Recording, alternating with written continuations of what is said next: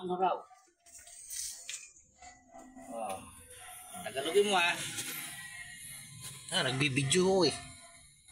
Install piston ring not to come there and into a line. Ayan, nakapasok na po yung mga piston. Ayan, ayan. Pero bubunutin pa rin namin yan. Shown on figure 2. Dahil wala pa pong piston ring yan.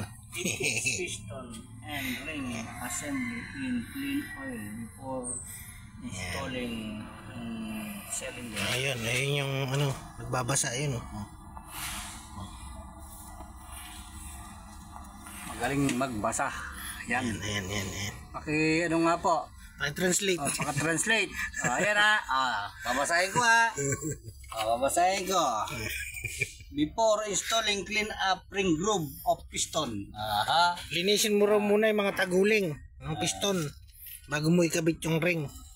Point the top mark toward top of piston, figure 1. Yun, yung mga marka raw nasa ibabaw. Install piston ring not to come there and into line. Yun, bahala na kayo ron. Tapos na yan. I-install na lang natin. Sige, magsisimula na kami. Ayan. O bakit baga nakakabit na yung piston? Wala pang piston ring. Baka tinatanong nila eh. Kasi nagpalit dito yan. Kasi po nagpalit tayo ng connecting rod bearing. Kailangan po masigurado muna natin na walang kakabit. Kaya install po muna natin yung bearing sa connecting rod. Inisa-isa po muna natin yan para makita natin kung may kakapit o wala.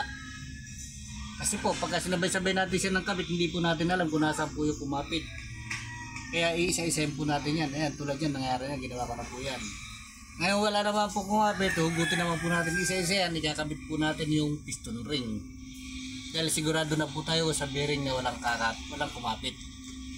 Kaya sigurado na po tayo na i-install natin yung piston ring. Dire-diretso na po yan. Okay na po. Okay.